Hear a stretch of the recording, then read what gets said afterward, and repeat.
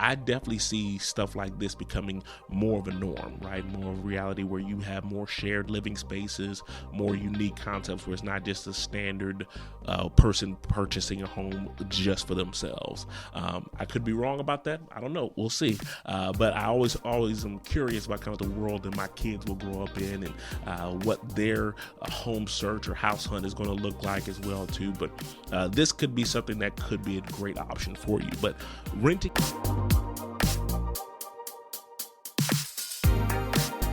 Welcome to the Home Goals Podcast, the ultimate guide for turning your home goals into a reality. I'm your host, Derek Thornton. Join us as we navigate the twists and turns of obtaining a home. We offer expert tips, helping you avoid pitfalls, and championing your journey towards that cherished place to call home. In this week's episode, we'll be discussing House Hacking 101, how to live cheap and build wealth. With the housing affordability crisis being what it is in present day, there's a lot of people who are wondering, okay, how can I make this dream a reality? And then even if I do get in a position where I'm able to afford to purchase a home, I also don't want to be in a situation where I'm essentially house poor, right? Where all of my income or the majority of my income is going towards housing every single month, and I don't have any additional funds to put towards building for retirement, going on vacations, emergencies that may pop up from time to time, right? You want to have those things. The more margins you can create in your life, the more flexibility you'll have and the more options you will have as well. And so we'll talk about some of the unique ideas that people have come up to help use their house and use that investment to better themselves and build wealth at the same time, right?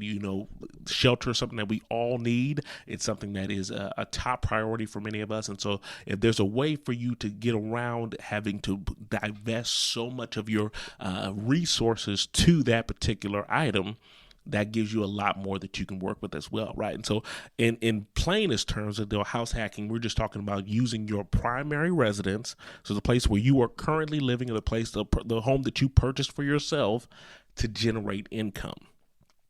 A lot of times we're talking about generating income. In this particular episode, we're talking about building that income while you're still living in the home, right? So figuring out ways that you can maybe rent out a portion of the home or use that to kind of generate income. It's not a new or a unique concept that's never been heard of. There's a lot of communities, I think of Bigger Pockets and stuff like that, who have discussed these different options and things that are available for you. And so it's definitely things that people have looked into. I've had past clients who have done it as well. I personally haven't had an opportunity to do it myself. It's funny enough, I got married so young, I was like, I've never even lived all by myself. Like, I've always had roommates and stuff too. And so I guess I would be fine with the concept of it, but I haven't had a chance to test it out for myself yet. But we'll talk about the pros, the cons, and all the different advantages to making this happen for you. It can definitely be a smart strategy that can help you in today's world. And I get the feeling that maybe not so much as for my generation, but definitely for the generations to come, if we continue to see, the wage growth lagging behind the housing prices and everything like the way that it has, I definitely see stuff like this becoming more of a norm, right? More of a reality where you have more shared living spaces, more unique concepts where it's not just a standard person purchasing a home just for themselves. I could be wrong about that. I don't know. We'll see. But I always am curious about kind of the world that my kids will grow up in, and what their home search or house hunt is going to look like as well too. But this could be something that could be a great option for you. But renting out a portion of your home is definitely something that you may want to consider when you're on the hunt for your home as well. There's spare bedrooms, right? If you have additional bedrooms that you may not be using, this is usually better for the single professional, or maybe just a couple that didn't have kids yet. Those are usually the ideal scenarios. Not to say other ones couldn't do it, but if you have the spare bedrooms, you can rent out that bedroom and have all the other options available as well, right? Now, granted, you would still have to share, you figure, the communal spaces, the living room, the kitchen, and stuff like that too. And so the spare bedroom can get a little bit tricky, but if you're fine living with a roommate and stuff as well, that could be a great option for you, where they could pay to rent out that room, and the funds that you receive from them can help offset what you're spending towards that house every time as well. Basements, if they are finished and code compliant. Notice I said they have to be code compliant, right? You can't have them in some jankety shack that has the shady wiring and everything like that was done by your uncle who watched a YouTube video, right? You don't want to have that going on, but you want to have something that is code compliant and safe. If they have a finished basement in the home, that's not, unfortunately, in our particular area in the Triangle, that's more of a rarity than the norm out here. We don't see a ton of basement homes, but that is something that you may want to consider as well. So basement units, if they're finished, converted garages is another one, or sometimes there's homes that have like a separate entrance, but that could be an option that you have as well, where there's a space over the garage. Now, again, I go back to that whole code compliant thing because I've run into a lot of situations with houses where we see a garage or something that was finished off, but they never had it permitted. They never had it done professionally or done the way that it was supposed to, and it's really just something that you couldn't technically use to have as a rental unit, right? And so if you're looking at a house and considering something like that for the home, you also want to make sure that whatever features or parts of the home that you would have to rent out, that they are code compliant, that they have been permitted and properly done, so that it's not something that you find out after the fact that I'm going to have to pay $30,000 to get this thing up to code before I can even rent it out. Like, you don't want to be in that position as well. Or you might have a situation too where you want to do more of an Airbnb style, right? And so let's say, for example, you are someone who does a lot of traveling and you may not be at home as well. You could say, hey, I want to find a way to take advantage of those weeks or those weekends where I'm out of town. And let's say you might live, I don't know, 5-10 minutes away from a local arena or somewhere concerts or series or venues or different things might be taking place. There's you could also consider using your place as a short-term rental for people and using that to generate income as well.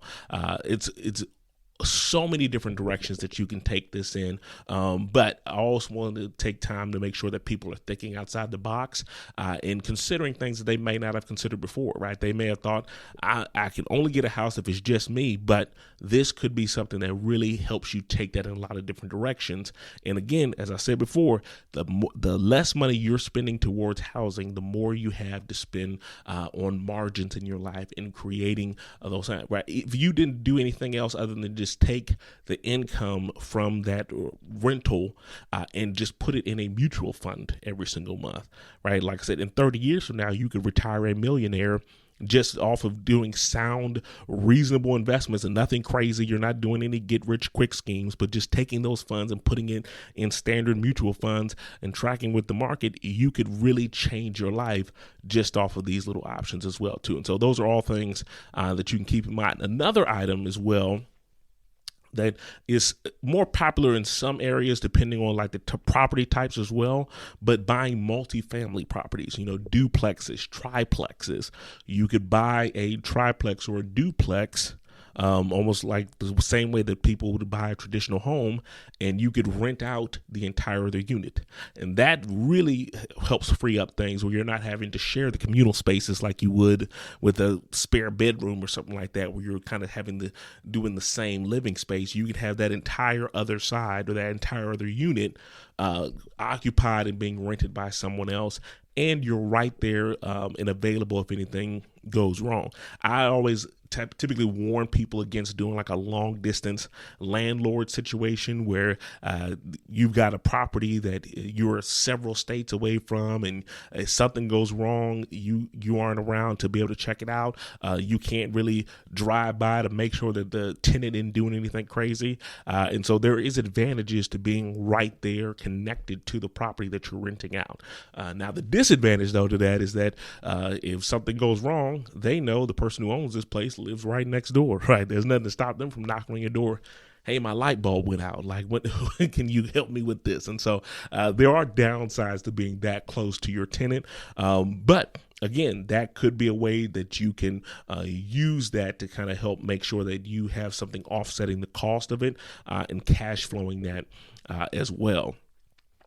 when most people, when they usually do some type of rental property as well, it's oftentimes after they've already purchased their primary residence or their primary home, right? Like they'll say like, hey, I'm building up and I'm saving up for my place after I have my primary home, and then I can start working on getting investment properties. But if you can start out using your primary residence as the investment, you could then parlay that into other opportunities in the future as well. And so it really opens up a world of opportunities if this is something that you believe that you'd be willing to do, right? You want to take the time to offer that up as an option and see what's out there.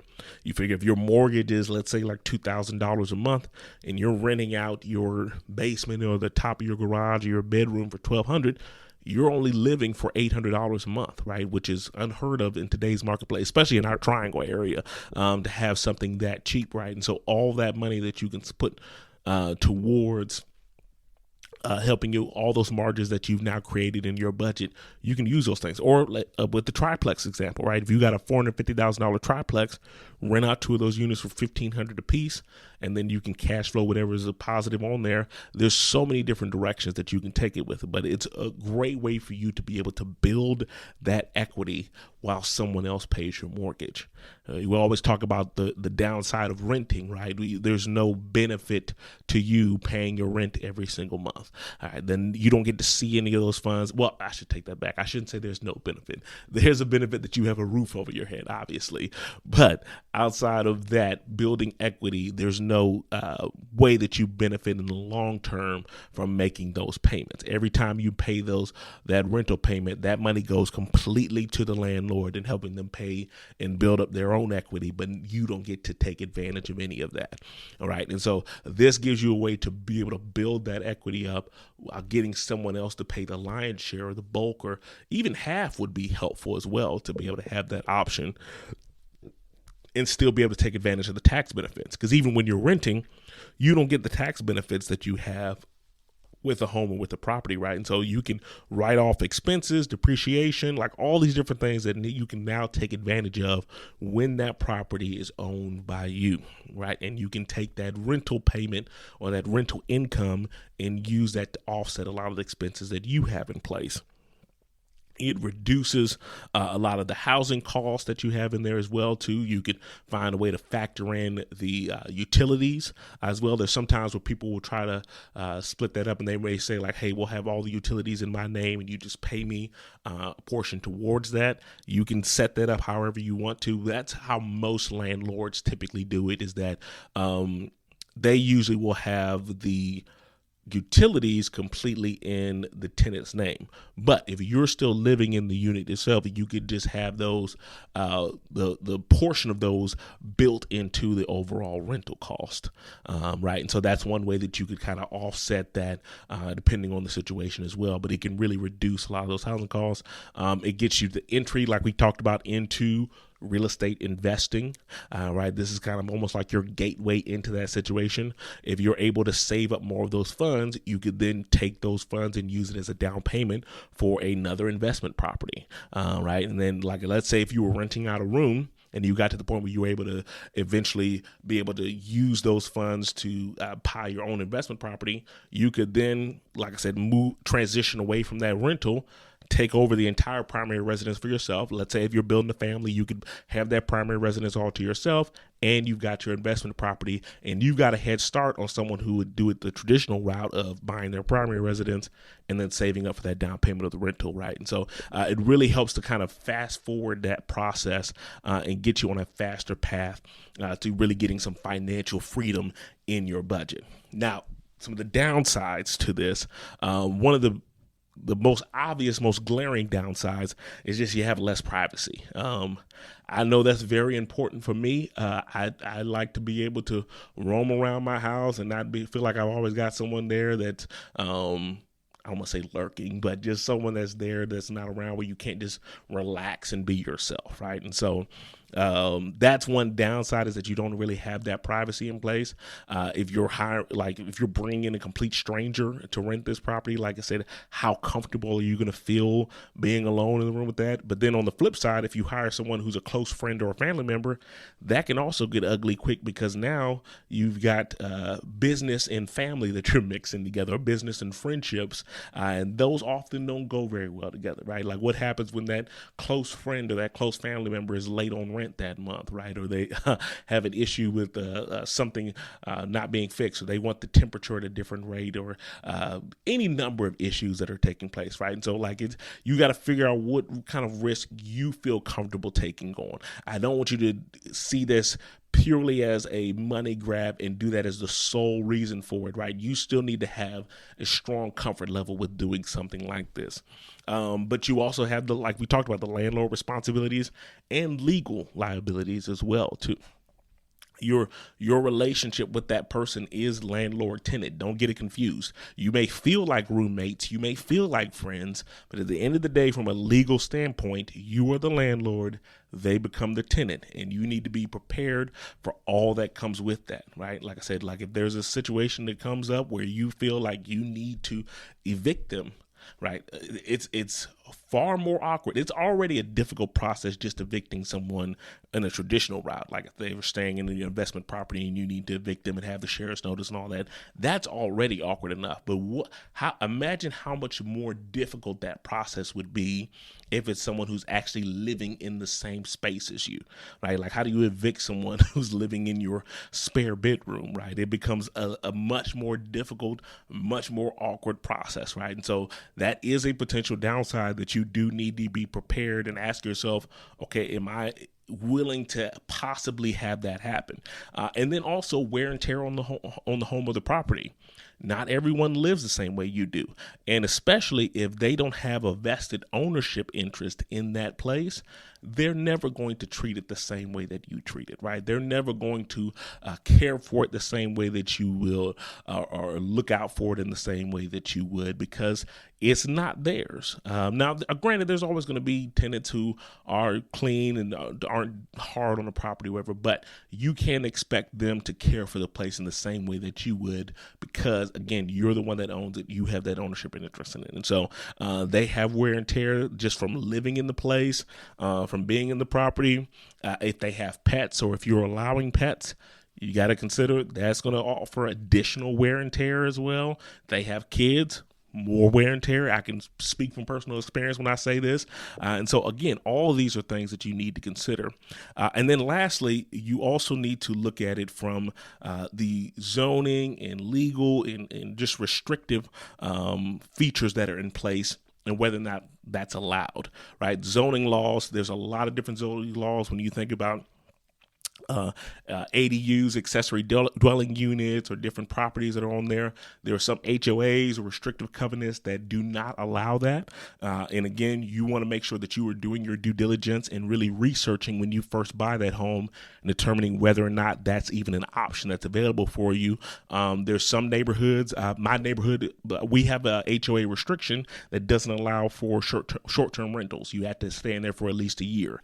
You want to make sure that you have done your due diligence, your research before purchasing the house, to make sure that if you are planning to do something like that, or planning to do a short-term option, that there are no restrictions that are currently in place.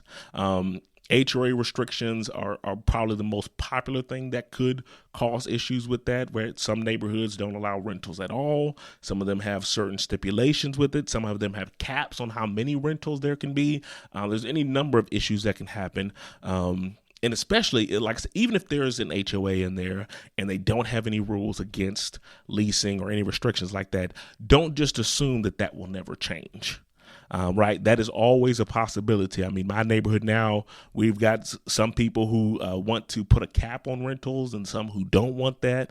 And we'll be going back and forth, and they're trying to get the votes for it and stuff like that, too. But it's a very real possibility that could be a rule change that happens, right? And so don't just assume that because there aren't any rules in place right now that that's never going to happen, right? And so if you're moving into a community that has HOA restrictions, you need to be prepared for what happens if that does take place or if that rule takes effect. Sometimes the lender is going to have issues with you potentially getting rental income to help with that. And so they may say, hey, you're going to need to be prepared to make this entire payment. Do the numbers work out for you to make the whole payment yourself? Because you're going to have some months where the rental is vacant, right? It's very rare that someone owns a rental property for years on end and never has any months that it's ever empty, right? You always need to account for the fact that there's going to be some months where it sits empty, and when those months take place, are you prepared to make the full payment for your mortgage as well? Those are the things that your lender's going to be looking at. And then also your insurance, right? What type of insurance is going to be in place? Are you going to require the tenant to have their own renter's insurance? How is your homeowner's insurance going to view you having a tenant living in that same property or living in that same capacity, right? Are they going to have issues with covering it? All of these things are things that you need to check into, whatever. But I don't want to push you away from that, but I want to make sure that you enter that situation with a full, accurate picture of what all is at stake. It's best to start small, right? Don't get too grand of an idea and say, I'm going to build an entire ADU in the back and it's going to rent out for all this, right? Just start small, try it out, start with just a room, right? Just say like, hey, I'm going to do for the next 6 months or to a year, I'm going to rent out my room, see how that goes, see if I like it, and if that's something that I want to do. Screen your tenants carefully.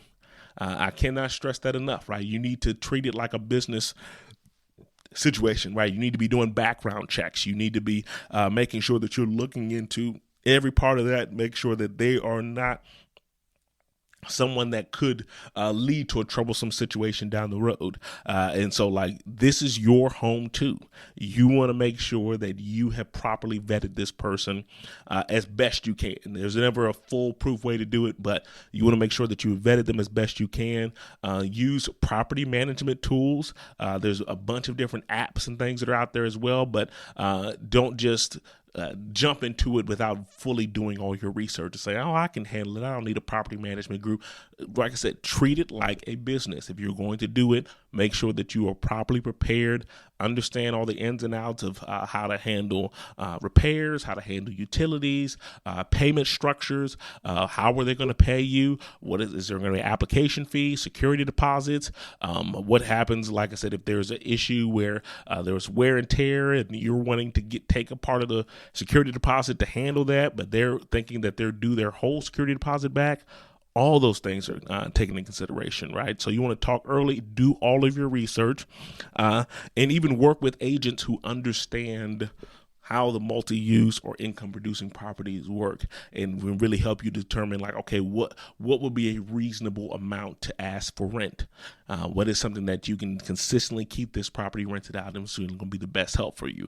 But this is something that is going to be, or could be, a very helpful option for a lot of people. And it's something that some people may not have ever considered, but it could be the best way for them to really launch themselves into taking full advantage of being not only a homeowner, but someone who is producing wealth and giving themselves the freedom and the options to choose from as they prepare for their lives and all the things that may come with that as well. And so I hope I gave you some things to think about and consider. I think that this is a wonderful opportunity that's ripe for the taking. Anytime we're dealing with difficult times or difficult economies, more and more opportunities are created through those difficulties. And I think that this could be one of them. And so you may want to consider if that's something that you want to do and really take the time to consider it. And so hope that you found that helpful. Have a wonderful week, you guys, and I'll talk to you next time.